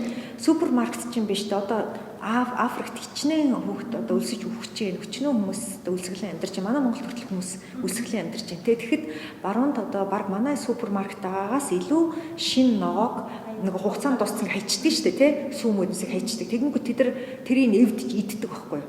Одоо манайд энэ Ногоонбаатар гэх төсөл дээр бид нар ажиллаж байгаа. Тэгэхэд тэр одоо Мюнхенд ажилладаг герман залуу бид нар дээр ирж ажилласан. Тэгэхэд тэд нар чоп парти гэд хийдэг гэж байгаа байхгүй юу? Тэгэнгүүт супермаркетын хогийг бүгдээрээ авчираад ингээд ширээн дээр нөгөө парти хийгээд ингээд бүгдээрээ нөгөө хин ингээд зүсээд оройжонгон бүгдээрээ иддэг. Тийж нөгөө нэг одоо байгалаа одоо хайрлж баг идэж тэгээ хог хаягдл бий болгох дээр тийм хэмнэхтэр одоо тийм урайлга гаргаж ажилладаг байгаа байхгүй юу. Тэгэхээр бидэрт бол ер нь бидний амьдралын хэв маяг бодлого бид нар энэ бол маш чухал. Тэгэхээр нөгөө миний түрүүч хэлсэн нөгөө нүүдлийн амьдралын тэр философи чинь ерөөс яг энд явж л байгаа байхгүй тий. Хог хаягдгүй одоо бид нар буцаад нүүдэл чинь одоо байсан шигээ эргэж авчих юм байна. Тий, ер нь бол тэр бол бидний маш том шийдэл мөн гэж бодож байгаа байхгүй юу. Тэгэхээр ингээд саяын одоо жишээлхэд 19 оны Венецийн биенал дээр жишээлхэд их сонин манайх ингээд яг нэг энэ болж байгаа процессыг яг аюу мэдчихсэн юм шиг 15 оны Венецийн биенал болохоор яг Монгол ах уу философийн тухай байсан байхгүй юу. Яг тийм бүтээлүүд гарч ирсэн манай хоёр маш мундаг уран бүтээлч инх болд үнэн их гэд хоёр уран бүтээлч гарч ирсэн. Дараагийнх нь болохоор яг сүрлийн тухай байсан байхгүй юу 17 оных яг экологийн сүрэл энэ нь юуг бол их одоо эрх мэдлийн төлөөх дайн одоо эд баялагын төлөөх дайн ямар сүрэл авчрах вэ гэдэг тийм ерөөсө сүрлийн тухай тийм үзэсгэлэн байсан байхгүй юу. Тэгээд дараагийнх нь болохоор бясалгалынх байсан байхгүй юу. Тэр нь болохоор зөвхөн бясалгалынх гэж би шууд хэлэхгүй тэр нөгөө хүн өөртөө тэр ерөөсөн одоо тэр Жанцан хорлын тэр бүтээл болвол тэр нэг юм хүний дотоод мэдрэмжийн тухай байсан байхгүй. Дотоод мэдрэмж тэр хувьсэл өөрчлөлтийн тухай байсан байхгүй. Тэгээд ингээд нэг юм хүн альва одоо нэг юм орон зайтай ч юм уу альва юмтай ингээд харьцаанд ороод хүнд чинь юм бодол орж ирнэ. Эхлээд ингээд мэдрэн бодол орж ирнэ. Тэр бодол тэр хүнийг жолоод нь шүү дээ. Тийм үйлдэлүүд гарч ирт хүн мутацд орох уу? Тэрэнд ингээд адаптац хийх үү? Эсвэл тэрний эсрэг хөдлөх үү? Эсвэл өөр шийдэл байх уу? Тэрийг ингээд тайван хүлээж авах ч гэдэг юм уу те? Нэг тийм юмны тухай өгүүлж исэн баггүй Жанцагийн ажил бол тэгэд материалын хувьсэл, хүний хувьсэл өөрчлөлтүүдийн тухай баггүй. Тэгээ тэн дээр тэр хөөмийн тэр форумс орж ирсэн баггүй. Тэгээ хөөми болохоор хөөмичд яг тухайн орон зайг мэдэрч яг тэнд тэр хүн яг юун дээр төвлөрч дотор нь юу мэдрэгцэн яг тэр авиагаа буцааж гаргаж ирсэн баггүй. Тэгээд тэр аюу сан бясалгалын чанартай байсан баггүй. Тэгээд тэр их сонин одоо ингээд би дотроо анх ингэж бодож ирсэн баггүй. Тэр аюу сонин шийдэлтэй юмсан. Ингээд монголчууд бол байгаль дээр анх хүмүүлж одоо тэр анх үүссэн шүү дээ. Тэгээд хүний бий болгосон байгаль донд хүмүүлж үзвэл яг ямар ах бол гэж тийм туршилт хийсэн байхгүй юу. Гэхдээ тэр бол зүгээр л нэг юм гоё алтан магтаал очиж дуулаагүй шүү дээ. Тэр чинь бүр орчноо мэдрээд яг мэдрэнгүүт тэр ямар аваа гаргамаар нь яг тэрийг гаргасан байхгүй. Хөдөө хүмүүс чинь тийм байдаг шүү дээ. Ингээд нөгөө нэг яг байгальтаа гарцж аваагаа гаргадаг шүү дээ. Яг тэр экспериментал туршилтыг хийсэн байхгүй. Тэгэнгүүт шүү дээ тэр хөөмөж би тэгээ тэр яг амар тавчсан гарч ирэх болов ямар гарч ирэх бол гэж би бодсон байхгүй. Тэгсэн чинь аюу сонин шийдэл гарч ирсэн шүү дээ. Тэр ерөөсөө ингээд хүн ямар ч орчинд хүн өөрийгөө сонсч чадах юм бол тэр тайвширлыг бол хүн олж чаддаг гэдэг тийм имийг яг тэр мессеж өгсөн байхгүй. Тэр одоо тэр үсгэлийн яг тэрийг өгсөн байхгүй. Тэгэхээр бид нар өнөөдрийн энэ шаваарлцсан орон зайд ч юм уу одоо ямар нэгэн ингээд олуулаа ингээд бужигж байгаа газарч хүн бол тэр тайвширлыг бол дотоод тайвширлыг өөрийгөө сайн сонсч чадах юм бол олох боломжтой гэж тэр шийдлийг яг санаа тэр өгсөн байхгүй айгу сонио. Яг манай үзэсгэлэн тэр чигтээ ерөөсөө тийм болсон. Ингээд л ажилласаар итэл яг эцэстээ тэр нэг туршилтын байдалтай ажилласаар итэл эцэстээ яг тийм болж таарсан байхгүй айгу сонирхолтой. Тэгээд гадны хүмүүс орж ирээд үзээд хэлж ийсэн. Бүр энд орж ирээ ингээд нэг юм ихийн умаа ингээд бүчээд авч байгаа юм шиг ингээд бүр шууд ингээд Венец Биенналын нээлт чинь ингээд амар завгүй бүр галзуурч байгаа юм шиг болдог байхгүй. Ерөөсөө ингээд түмэн уран бүтээлчид 20 эдэн мянган хүн ирсэн цул дэлхийн одууд тэгэл хүн болгон тэнцээж нэг качап болох гал ингээл тэр нэг мундаг юмд нь орчих гал ингээл бүгд сандраал ингээл чичрээл тэдний нээлт энэний нээлт тэр амар чухал тэдний ингээд одоо зохион байгуулж байгаа хүлийн авалтын галзуу солиотой юм шиг болдог байхгүй юу. Яг үнэндээ бүр баг заримдаа солиор юм шиг санагддаг байхгүй юу. Тэгтэл тэр дунд явж хагаад манай Монголын павлер ороод ирэнгүүт хүн ингээд шууд бүгдийг мартчихин гэж байгаа. Бүх юмыг умартуулад шууд хүнийг нам газар дээр нь судалгаж чадчихсан гэдэг хүмүүс яриад байгаа байхгүй юу. Тэгээ бүр ингээ хурж ирээд ингээд дахин ирээд ингээ үзээд байгаа байхгүй юу. Тэгэл тэр тухай бичсэн чинь байгаа бүр үнэхээр magical гэж бүр маш олон сэтгүүл тэр тухай бичсэн. Тэгэхээр би бол бараг л өнөөдрийн юм солиорцсон одоо хөгжил одоо эд баялаг гоё юмны төлөө ингээ солиорлт ингээд бүр бид нар чинь үнэхээр хүн төрөлхтөн солиорж штэ те солиороод бүр толгоогоо алдаад их захгүй байглаа сүртгээд юм бүтээж ийн гэж бүгдээр яваад байдаг те эцэстээ бидний сүртгэж байгаа нь илүү байгаа хгүй те одоо бол тийм архитектурын шийдэл бол тэр хүн байгальтаа ээлтэй илүү минимал шундалгүй илүү оюунлаг те одоо тийм амьдралын хэм маягийг л одоо адапт хийсэн тийм шийдлүүд л миний одоо мөрөөдлөөр бол одоо ийм шийдлүүд хамгийн одоо бест шийдлүүд. Тэгэд яг тэр нэг одоо бүтэц хийц өнгө материалын талаас ч гэсэн тэр байгальдаа сууж гисэн орчиндоо сууж гисэн тэрийг мэдэрсэн тийм шийдэл болгоно л одоо хүнд ээлтэй байх байх л гэж бодож байна л да. Би яг тэр перформансын юм дээр баримт киноноос харж ирсэн байхгүй. Яг тэр хүмүүгээс босоосон чинь таны тайлбарласаа дахиад тэр хүмүүсийг нь бодсон чинь бас амар тийм ерөөсөө тийм орчинд гарахаагүй дуудаад байсан байхгүй. Би яг л ингээд сонсож байгаа байгальтаа сонсож байгаа юм шиг хүмүүсийг дуудаад байсан. Аянаад байсан байхгүй. Тэгээ би бас нэлийн ийм өвөрмөц байдлаар Венец гэдэг хотод тэгтээ манай орон бүтээлчид очиж манай хөгжмийг нь бол ингээд тал газар ингээд сонсогдох хөгжмийг ийм дөрвөлжин орон зайд орчоод ингээд тоолцоод тэр нь өөр аяг сонирн байсан байхгүй. Тэр чинь айгүй сонин үнэхээр тэр орон зай яг тодорхой хэмжээгээр нөлөөлж байгаа. Тэр нэг юм авиад нөлөөлт юм шиг байна. Өдөр бол өөр болж байна гэдэг. Тэгээд орон зай өөр болоод ирэнгүүт өөр болоод байна гэж бүгдээр яриад байгаа байхгүй юу? Өдөр болгон тэр чинь хараа ямар ч тавилтгүй юм шүү дээ. Шууд тэр герман уран бүтээлч эхлээл нэг тавилт өнгө өгөөл араас нь ингээл сонсож байгаа л хин нэг эхлээл ерөөс ямар ч бэлтгэл байхгүй, ямар ч тавилтгүй, ямар ч хөгжмийн зохиолгүй юм явж байгаа ш тэр чинь шууд эксперимент байхгүй юу? Тэр нэг орчин үеийн урлагийн перформанс арт гэдэг нь шүү дээ. Тэр чинь шууд ингээд нэг үйлдэлээр одоо урлаг хийдэг. Одоо тэр хөөмийн тоглолт чинь тийм тоглолт хийсэн байхгүй юу? Тэгэхээр ер нь монголчууд өөрсдөө дээр үед бол тэр перформанс тэр саунд перформансыг бол хийж лээсэн юм л дээ. Ерөөс байгаль дээр шууд манай соёл дотор байсан.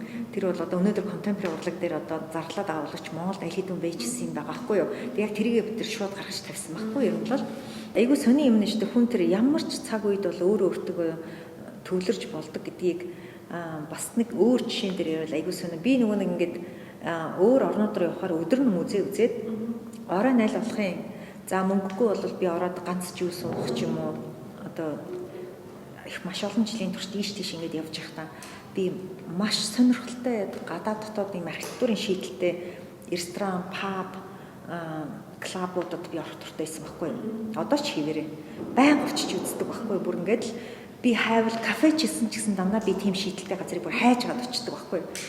Тэгээд тэр нэг юм техно клубуудыг би үзчихсэн байхгүй том метрополис хотуудад Буэнос Айрес, Токио, Москва хотуудад үзэж яхад дандаа ийм плейн нэг сүйдивд чинь юм конкрет энэ шал шиг юм нөгөө конкрет хамнууд ингээ гараад ирсэн шүү дээ.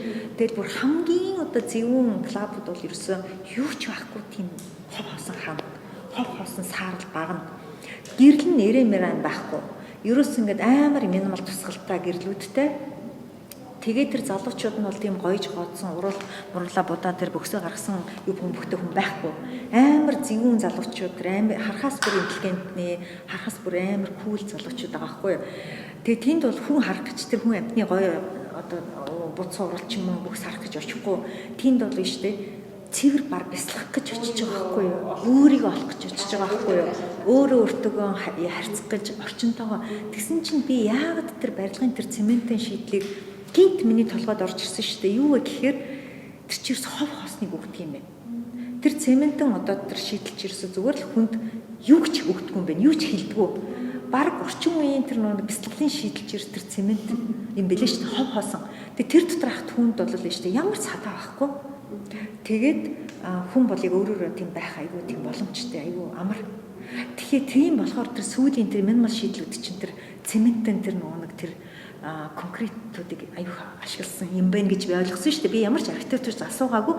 Тэр бол яг тийм эффекттэй байгаа байхгүй. Тэгэхээр орчин үед ч гэсэн тийм шийдлүүд байгаад байгаа байхгүй. Тэгэхээр яг зөвөр заавал тэр одоо сайхан тал донд очиж одоо тэр бяцлал хийж байгаа юм шиг эффектийг авахгүйгээр ямар ч орчинд ер нь бол хүн бол боломжтой. Бүтээлийнхээ одоо энэ сэжлтэй санаа хаанаас авдаг вэ? Энэ чинь зөндөө олон артистууд дундаас сонгоод ингээд явж байгаа тухайн цаг үед бас мэдээлэл тавьж байгаа. Тэгээ үзэсгэлэнгийн сэжл. Тийм үзэсгэлэнгийн сэжлийг ер нь хаанаас авдаг юм бол? Үзэсгэлэн чинь бол одоо үзэсгэлэн одоо сонгоно гэдэг чинь уран бүтээлч сонгоно гэсэн үг шүү дээ тий. Тэгэхээр уран бүтээлч дотроо болол яг өөрийнхөө байж маш сайн бүтээлээ гаргаж байгаа. Тэгээд тэр хүний одоо үзэл бодол нь юу вэ? Юуны тухай ер нь бол ямар юуны тухай одоо ер нь тэр хүний бүтээлүүд одоо өгүүлдэг. Тэгээ ямар материал ашигладаг юм болч идэг юм уу? Тэгээд тэ үзэсгэлэн сонгоно гэдэг бол уран бүтээлчийг сонгож ийн гэсэн үг л дээ. Тэгэхээр би бол манай одоо куратор хүний хувьд гэж ярих юм бол хамгийн сайн уран бүтээлчийг сонгохыг бол эргэлзэж ажилладаг. Энэ ямар нэгэн тийм одоо цаг үеийн нөлөө ч юм уу те нийгмийн одоо тийм хөө асуудлууд нөлөөлөхгүй тийм яг байлгүй яг зүгээр уран бүтээлч гэдэг бол яг нийгмийн тусгал шүү дээ. Маш сайн уран бүтээлчүүд нийгмийн тусгал. Тэгэхээр яа харахгүй сайн уран бүтээлч авидрахт бол яг нийгмийн тусгал байхгүй. Тэгэхээр чинь тэгэл яг тэр тухай бол гарцаа байхгүй тэр яриа бол өрнөчлөх байхгүй. Таны мэргэжил архитектуртай юм яг хэрхэн холбогддог вэ? Би бас таны төсөвлөхөд бол интерьерийн те ингээд бүтэн юм чимлэхэд бол амар тийм мэдрэмжтэйгээр ажиллаж чадхаар гэж хараад байгаа байхгүй юу? Төсөлөг гаргаж байгаа харахаар зэрэг. Миний мэргэжил бол эдийн засагч. Миний бакалавр, мастер хоёр хоёул эдийн засагч. Тийм яаж юм бэ? Бакалавр бол нөгөө нэг Санкт-Петербург гэдэг одоо Ленинград те Ленинград сураа Санкт-Петербургт би эдийн засгийн макро эдийн засгийн төлөвлөлтөөр яасан, төгссөн. Бакалавра хийж төгссөн. Яг нөгөө нэг социализм яг нурсны дараахан төгссөн. Дараа нь болохоор Америкт би мастер макро эдийн засгийн бодлогоор хийсэн шүү дээ. Яг миний мэргэжлэр бол одоо би Сангийн яам, Монгол банк одоо их хурл морлж ч юм уу л эсрэг тал юм уу явж тий. Уул одоо энэ чинь нэг яа мөнгө болон уран бүтээл гэдэг нэг юм хоёр шал өөр нэг юм хоёр өөр үзэг байгаа байхгүй тий. Хоёр өөр тал гэдэг юм уу юу гэх юм бол би бол 3000 гаруй доллартай цалингаас иш яварсан. Одоо бол сарын нэг $300 хүрэхгүй хэрэглээтэй байна. Тэгээ яг эсрэг одоо би бол аюу бага одоо мөнгөний хувьд бол маш бага өгөөчтэй тийм салбар руу шилжсэн. Тэгвэл яг энэ рүү шилжсэний дараагаар бол бидний амьдралд асар их хүн цэнтэй юм байдığım байна гэдгийг бол ойлгосон. Тэгээд өмнө нь одоо тэр мөнгийг авчиад миний хэрэгжилсэн хэрэглээ бол ерөөсөө хэрэггүй хог байсан юм гэдгийг ойлгосон. Тэг үнэхээр одоо зөвхөн хоолноос бусна бол бүгд хог байсан юм гэдгийг ойлгосон. Тэгээ ер нь заавал ресторанд орох шаардлага байхгүй. Зүгээр одоо гэртээ сайхан органик мах аваад, сайхан органик ногоог аваад хамгийн хайртай хүмүүсээ тойруулж агаад сайхан бүгдээр хоолоо хийгээд идэхэд бол ямар ч ресторанаас тэгэл тэнд баахан олчиргсан чанга дуутай хүмүүс одоо юу ч хийдیں۔ Хүмүүсийн донд гэж ойрол сууж ирсэн зүгээр гэртээ сайхан дэ суусна надад хамаагүй илүү үнцэнтэй санагдсан шүү дээ. Тэр ер нь бол миний тэр өмнө хэрэгжилсэн хэрэглээ зүгээр л хог байсан мэн гэж би яг ойлгосон шүү дээ. Одоо бол тэгэл айгүй бага юм хэрэглээл амьдрахад бол миний амьдралын чанарт ерөөс өөрчлөлт ороогүй. Одоо би зүгээр эдийн засагч яагаад урлагт яаж нөлөөлсөн урлаг архитектур гэдэг энэтэй холбоод үзэх юм бол эдийн засагчийг бол би тоондоо маш сайн байсан учраас эдийн засагч болсон байхгүй юу. Би яг тоонд үнэхээр сайн байсан. Би бүр олон улсын медальтай. Биш Монголын медальтай. Улсын олимпиад медальт олон улсад орж исэн. Тэгэд яг зүгээр геометрт би маш сайн байсан байхгүй юу. Тэгээ геометр чинь бол цол перспектив шүү дээ. Орон зай хавтгаан болоод нөгөө одоо тэр нэг огторгон орон зайн ойлголтын маш хурц мэдрэмжтэй үжиж тэр геометрийн бодлогыг бол бодно шүү дээ тийм ээ. Тэгэхээр бол архитектурын миний тэр сонирхдаг тэр мэдрэмж их хурц мэдрэмж бол яг тэрнтэй хамааралтай байхгүй юу. Яг ямар нэгэн алдаа өнцөг би бол миллиметрээр л ярина. тий амар хурц мэдрэмжтэй байхгүй тэрэн дээр дээрэс нь айлгүйр бол абстракт төсөөлөл шүү дээ. Одоо магадлалын онол эдмэс ч юм бол асар их тийм абстракт төсөөлөл, логик сэтгэлгээ урлаг бол яг логикийг шаарддаг байхгүй. Архитектур ч гэсэн асар их логикийг шаарддаг байхгүй. Тэгэхээр ерөөс урлаг бол математик сэтгэлгээтэй бол амар холбоотой. Тийм учраас надад урлагийг ойлгоход бол математик миний суурь бол маш чухал. Дээрээс нь эдийн засагч байснараа бол тэр хүний сэтгэл зүй, эдийн засаг гэдэг чинь хүний амьдрал шүү дээ. Ерөөсөө хүн болоод тэгээд тэр чигтээ одоо том хэмжээгээр аваад үзвэл нийгэм хувь хүнээс ахуулаад нийгэм хүртэлх амьдралын тэр бүх юм эдийн засагтай холбоотой шүү дээ. Эдийн засаг хаашаа эргэж जैन тэр бүгд л ерөөсөө тийшээ савлж जैन, урсж जैन, тэ өөрчлөгдөж जैन. Тийм учраас эдийн засаг ойлгодог байгаа нь бас тэр хувь хүмүүсийн тэр нэг өөрчлөлтүүд тэр нэг тэрийг ингээд нэг ялгаж харахад бас надад нөлөөлөд байх шиг санагддаг шүү дээ. Ер нь бол тэгэхээр би бол яг урлаг дотор өөр хөндлөнгийн хүн байснараа тэгээ яг эдийн засгчснаар мэдээж хэрэг тэрэн төлөвж мөлөж одоо ажиллаа хийхэд бас нөлөөтэй л эдэг лөө. Гэхдээ би бол их сайн эдийн засгч эдийн засгийг ойлгодог болохоос би эдийн засгч хүн бол биш. Тэгээд яг урлаг дээр бол яг ороод урлагчин өөрөө тэгээд архитектуртай одоо түрүүн хэлсэн шүү дээ концепт санаагаа яг яаж олох уу гэдэг чинь ерөөсөө тэр чигтээ яг урлагийн бүтээл яг яаж төрөхөд тэр процесст яг адилхан гэж бол би харж байгаа байхгүй. Ер нь бол тэгж яригддаг л да одоо тэр архитектурын тэр Заха Хадид мэдээд гэл одоо мундаг архитекторчд чинь бол бүгд л юу яадаг шүү дээ. Дандаа л яг л урлагийн бүтээлэл гаргаж ирдэг шүү дээ. Тэр чинь урлагийн холбоод ивчдэг. Тэгвэл нэг аюул сонирхолтой юм бол бас их сонин шүү дээ. Одоо музейнуудыг аваад үзэхээр одоо энэ нэг баахан одоо Заха Хадид шиг нэг юм мундаг уран бүтээлчдийн хийцэн музейн орон зайд бүтээлээ тавих дурггүй уран бүтээлчд. Яг гэвэл тэр хүний санаа, тэр хүний тэр одоо концепц нь хитрхи дамгаалсан учраас тэр дотор сууж өгөхөд аюу хэцүү. Тэрний орон зүгээр л нэг юм хаягдмал хуучин дөрвөлжин байсан газар хийсэн музейд бүр надад бол аюу тухтай байдаг гэж нэг Японы уран бүтээлч яг тэр архитектурын барилга бүтээлч хоёрын тэр үзэсгэлэн гарах тухай тэр туршлага дээр нэг 21 дугаар зууны музей гэдэг тэр дэлхийн нэг хурал улсын тэн дээр ярьсан байсан. Түрүү нэг материал ярьж байгаа хэзүүлээ нэг яасан. Онцгойлон ингээд жоохон хаашаадаг материал ч юм уу тий төслөг урлагийн материалууд гэж юм байрлалын материалууд тийм материалууд юу юм байна уу? Тэгээ яг уран бүтээлчний хувьд бол яг наач асуулч их зүгээр шүү дээ тийм ээ. Тэр яг зөвөр хувь хүний хувьд бол материал гэвэл хүн болгол органик юм дуртай шүү дээ. Байгалийн дуу тийм органик юмд бол мэдээж дуртай байх. Тэгээд уран бүтээлч одоо бид нар зөвөр би өөрөө миний дунд уран бүтээлч ингээд тэгээд тэр хүний материал ашиглаж байгаа материал гэдэг одоо үзэсгэлэн гаргаж зохион байгуулж байгаа хүний хувьд яриад үзвэл тэгээд тэр хүнээр дамжсан материалыг л би харах хэрэгтэй болчихж шүү дээ тийм ээ. Тэгэхээр яг зөв тэр хүн материалыг хэр зэрэг оновчтой сонгосон бэ? Бүтээл нь тэр материал бүтээлд нь материал нь ямар үүрэгтэй орж ирсэн, хэр зэрэг хүч нөмсөн бэ гэдэг л айгуу чухал шүү дээ. Ер нь бол тэр хүн жишээлхэд одоо хүнд ямар сэтгэл төрүүлэх гэж байна те жишээлхэд одоо аваад үзэл сүүлний жишээл Венецийн биенал дээр одоо манай наран туул дээр идэг шиг амар их олон пластик одоо бахан хиймэл материалыг авчил зүгээр ирээлээд авчид ингээ хайцсан амар юм одоо шил байдаг байхгүй юу бүр бялгууртал нь авчид тавьсан байдаг байхгүй юу тийм пластик юм яг тэгэхээр тэр хүн чинь тэр бялгуурлыг л үзүүлэхийн тулд тэр материалыг сонгосон тэгэхээр чин нөгөө тэр материал дуртай дургу гэхээс илүүтэй тэр мессежийг өгөх гэж байгаа учраас тэр материалыг ашигласан байгаа байхгүй тий. Тэгэхээр нөгөө нэг тэр хүний бүтээлд материал өөр амар чухал үүрэг гүйцэтгэж ирж байгаа байхгүй юу. Тэр яг юу хэлэх гээд байна гэдэг дээр материалын өөрийнх нь мөн чанар нь яг авцалтаж орж ирэх хэрэгтэй байхгүй тий. Тэгэхээр зөв тэр оновчтой сонголт чухал болохоос урлаг дээр бусдаараа бол одоо таатай гэвэл тэр чинь зөв хүний хэрэглээний асуудал бол авчиж байгаа байхгүй тий. Таны одоо үзэсгэлэнгээ тавихтаа ч юм уу хийхдээ орон зай зохиомжийг хэрхэн гаргадаг вэ тий. Одоо орон зай зохиомжийг чухал шүү дээ. Алийг хэлээд үзүүлээд ямар орон зайд юу тавих вэ гэдэг нь аягүй чухал. Ондоолоо чинь энэ тал дээр тань.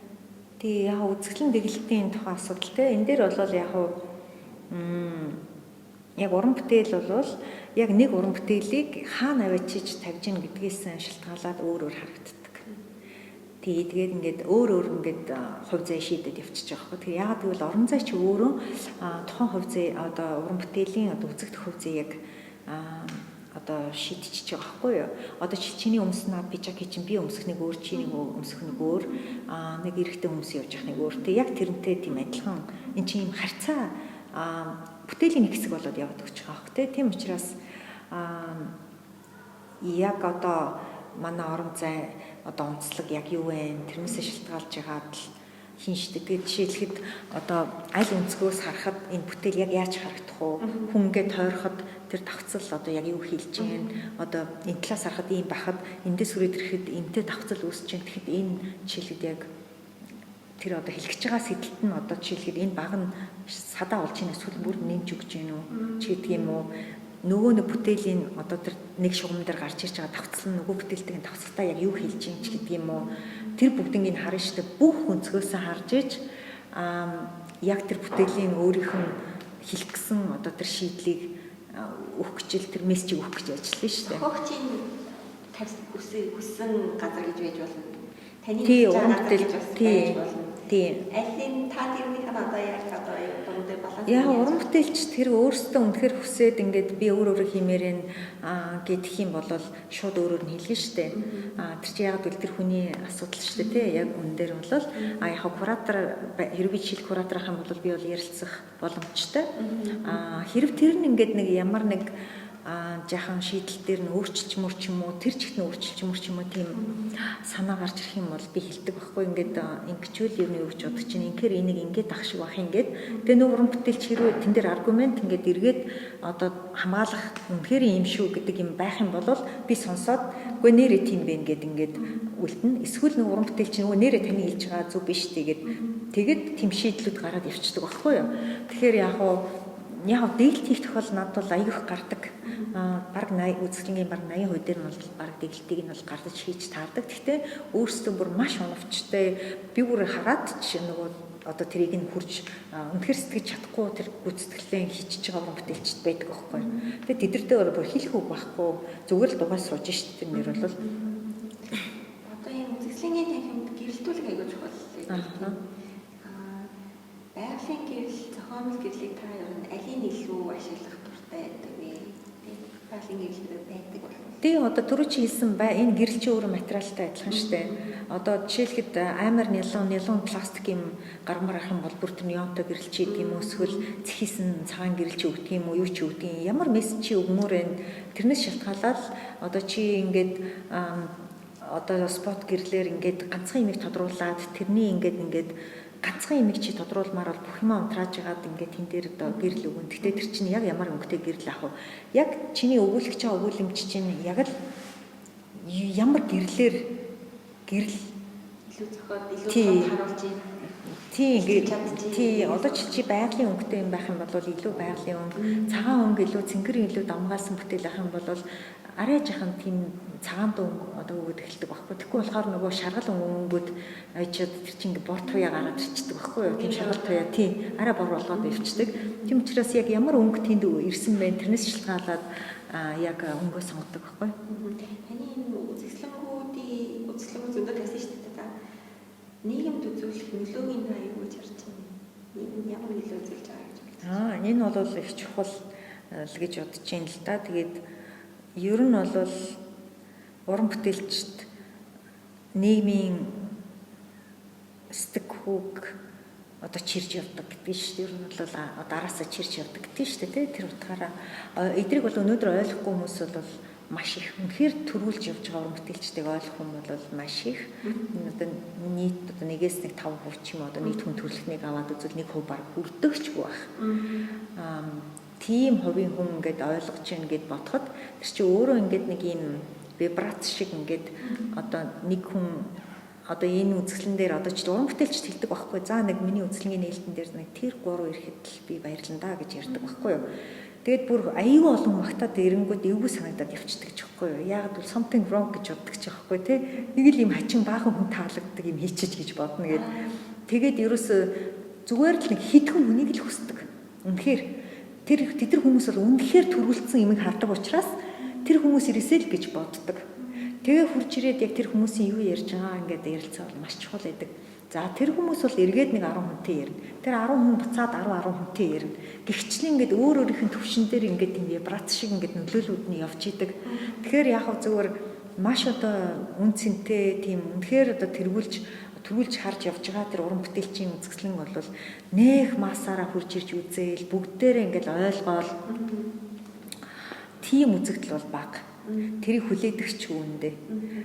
Тэгтээ бол бусад урлагийг бол үүсгэх аргагүй. Хүн болгоны харц өөр, хүн болгоны үзмж өөр учраас хүн болгон өөр өөрийнхөө хүртэл явж байгаа. Хүн болгонд өөр өөрийн гэсэн төвшин байгаа, өөр өөрийн гэсэн ойлголт байгаа, өөр өөрийн гэсэн дуртай юм байгаа. Тийм учраас бүхэл урлаг дотор бол өөр өөрийн гэсэн зорилго байгаа.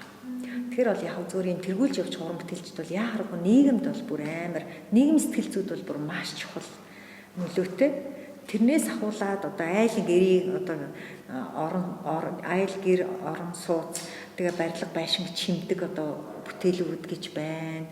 Тэд нар бол маш тааламжтай зөөлөн дулаан өнгөтэй ч юм уу эсвэл илүү баяр баясгал өгдөг мессежийг өгдөг ч юм уу одоо янз бүрийн тийм одоо хүмүүст одоо тийм таашаал сэтгэл ханамжийг өгч юм шүү дээ тий. Тэгэхээр яг бүхэл төрлийн урлаг бол өөрсдөө чимэглэлийн урлагч гэсэн өөрийн гэсэн бас л одоо өгөөчтэй. Ер нь бол урлаг болгон гэсэн болгон ер нь бол тодорхой зорилготой өөрийн гэсэн өгөөчтэй гэж бодож байна. Тэгээд яг өөрсдийнхөө одоо үзмжээс шалтгаалаад сонголтод хийж байгаа шүү дээ. Манайх ч гэсэн бол сонголт хийж байгаа. Гэхдээ бид нар бол илүү тэр үзэл бодол дээр ажилладаг. Тэргүүлэх тийм үзэл бодол шал төрүүлж одоо нийгэмс төрүүлж харж явж байгаа тийм үзэл бодолтой хүмүүстэй ажиллах дуртай. Ирээдүйд таны одоо дэлхийг хүсэж байгаа үзэсгэлэнгийн төрөл байна уу? Одоо юу гэдэг вэ? Хүсэж байгаа мөрөөдөж байгаа тийм үзэсгэлэнгийн төрөл ямар юм бэ? Ямар үзэсгэлэн хийх хүсэж байна? Одоо тэгээд нөгөө галеригаа авах чаа болохоор чи бүр юу ч яах вэ юм. Яг зөв сая бид нар нөгөө юг хүлээж ирсэн тэгээд Жанцаа нөгөө Америкт байгаа тэгээд Венецд гарсан үзэсгэлэнгээ ер нь бол Монголд гарах хийсэн гэж бодсон л да. Тэгээд Венецд чинь нөгөө мөнгө хэцүү ингээл амар хязгаарлагдмал бид нар чи одоо сая хідэн бараг 400 сая төгрөгийн төсөвтэй ажилласан байлээ. Сая одоо аудитор манайх орж байгаа нийт төсөв гэсэн 491 сая 491 биш 460 гаруй саятай байсан шүү байх шүү. Тийм одоо орлоготойгоор тэгээд тэрийг зарцуулж ажилласан байна л да. Тэгэхэд л бүр ерөөсөн материалаа бид нар нэг ганц 2-3 мянган доллар нэмээд л авчиж чадахгүй л тийм амар үнэтэй айгүй хэцүү байхгүй тэр тэгээд нөгөө дандаа л айгүй хомсдолтой байдаг учраас хүссэндээ бид нар хийж дандаа чаддгүй ер нь бол бид нар нэг нэлээд удаан хугацаанд аваад ингээд хийсэн бол ер нь бол бас л илүү хийх боломжтой л байсан. Гэхдээ бол бас дажгүй одоо өгөгдөлтөө одоо 100 төгрөг аваад 100 төгрөгийн маягийн харагдах юм хийх үү эсвэл 1 төгрөг аваад 100 төгрөгийн одоо төвшин дээр харагдах юм хийх үү гэд нэг гэвэл бид нар 1 төгрөг аваад нэг 100 төгрөг дээр аваачих гэж байгаа юм шиг л тийм ажлыг бол хийсэн. Тэрэн дээр бас хангалуун бахаас өөр аргагүй. Арай жоохон цаг хугацаатай бас нэг гэр орондоо байгаа үед бол нэг хизээч хамаагүй л нэг орой шөнийн барилгын материалын төлөвлөг гүйж очиол нэг юм хийчдэг те ингээл нэг юм стрессгүй айгүй энд хийж байгаа юмнууд айгүй амархан хийгддэг штэ. Би одоо Венецд бид нар ингээл нэг 20 10 хоног ингээл дэглээл айгүй хүндрэлтэй байгаа юм шиг байсан юмнуудыг бид нар 4-5 хоног дотор энд ингээл дэглэлцдэг байхгүй нэг зовлонгоо дэглэлцдэг. Тэгээ ер нь нэг их том арга хэмжээ чинь ингээл нэг аюу дарамттай гэдэг шүү дээ. Бас ингээл аюу хоолой харьцаан дундаа тэнд чинь ингээл баахан мэйл ирээл өдрийн 30 40 мэйлд хариулаад тэгэл ингээл тентгээс тийм хэвлэл мэдээлэл ирлээ энэ ингэлээ гээл тэр нээлтэнд очино гээл ингээд тийм нэг хажуугийн сатаа маш ихтэй байдаг учраас аюу дарамттай болдог. Тэгээд Монголд бол би ер нь Венецд гарч исэн бүхэл үзэсгэлэнгүүдийг одоо хийх юм бол их гой санагдаад тийм ер нь их сайн уран бүтээлчд орж исэн учраас айгүй сайн нөхцөлд ингээд их орондоо ингээд тэдний нэг хамтал үзүүлэх хийсэн гэж бол боддتي. За, тэд баярлалаа.